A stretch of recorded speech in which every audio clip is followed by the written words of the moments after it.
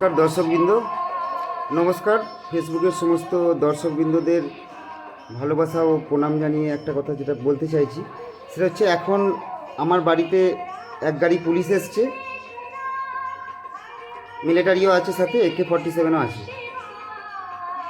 আর আমি কি করেছি? আমি কিছুই করিনি। আমি সারাদিন এই ঘরটার মধ্যেই আছি, গান শুনছি, নিজে ফোনে কাজ করছি, জল খাচ্ছি, আমি আমার মতো সময় কাটাচ্ছি, আমার যেটা করার দরকার সেটা করছি।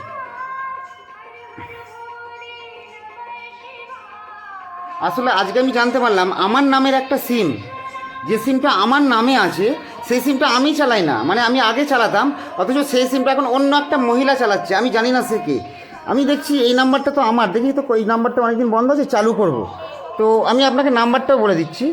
আমার ওই নাম্বারটা হচ্ছে, আমি যে নাম্বারটা চালু ছিল আমার নামে ছিল, নাম্বারটা হচ্ছে 7363062945। তো এই নাম্বারটা আমার নাম্বার, অথচ এই নাম্বারটা আমি আমি তো ছিলাম না এক বছর, আমাকে আটকে রেখে দিয়েছিল। তো এসে দেখছি আমার নাম্বার দিয়ে বিভিন্ন অ্যাকাউন্ট খুলে, বিভিন্ন ইনস্টাগ্রাম খুলে ওরা ব্যবহার করছে, বিভিন্ন জন পাড়ার লোক ব্যবহার করছে। আশ্চর্য কথা, আমার নাম্বার দিয়ে অন্যজন কেন ব্যবহার করবে?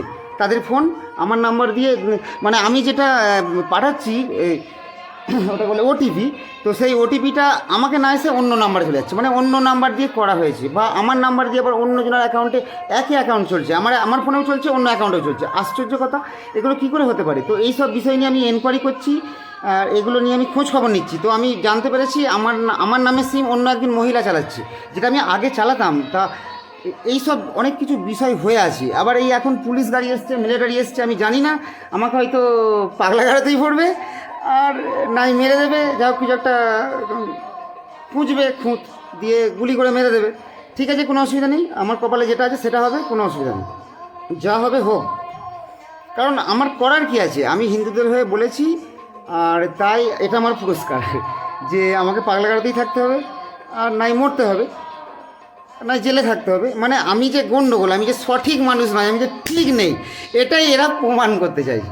তো কোনো অসুবিধা নেই, ওরা তো সবাই মিলে এই পাড়াতে যত লোক আছে এখন এই রাস্তার ধারে সব ভর্তি হয়ে গেছে। আমি ভিডিও করে এখনই দেখাবো, পুলিশ আসছে, লোকও প্রচুর ভর্তি হয়ে গেছে। এরকমই হয়, জানি না কেন, প্রত্যেকবার এরকমই করে এরা। তা আমার তাতে কোনো অসুবিধা নেই,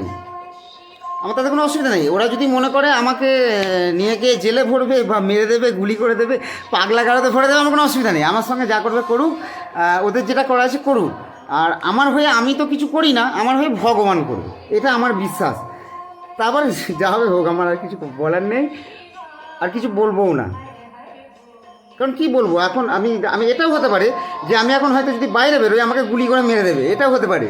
কারণ এর আগেও একবার তৃণমূলের সময়ে সেই ভিডিও আমার কাছে আছে, এনকাউন্টার করার চেষ্টা করেছিল, মানে আমাকে খালি বলছিল সামনে আয় গুলি করে দেবো বলে। এবার ব্যাপার হচ্ছে আমি সামনে যাচ্ছিলাম না, তো যাই হোক, তো আজকেও সেরকম কন্ডিশন হতে পারে।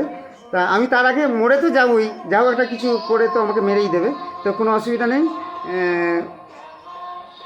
হয়ে যাক যা হবে। আমার কোনো ইচ্ছা নেই বেঁচে থাকার, কী হবে আর বেঁচে থেকে লাভ কী? বেঁচে থেকে আর কিছু লাভ নেই, এবার মরেই যায়। আর ভগবান যদি চাই মরে যাবো, কিছু করার নেই, তো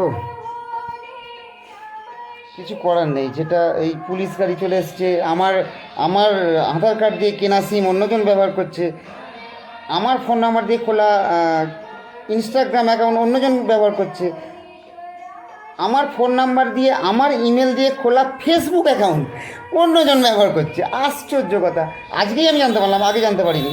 তো আমি বলছি যা হবে হোক, আমার কিছু করার নেই, যা হচ্ছে হোক।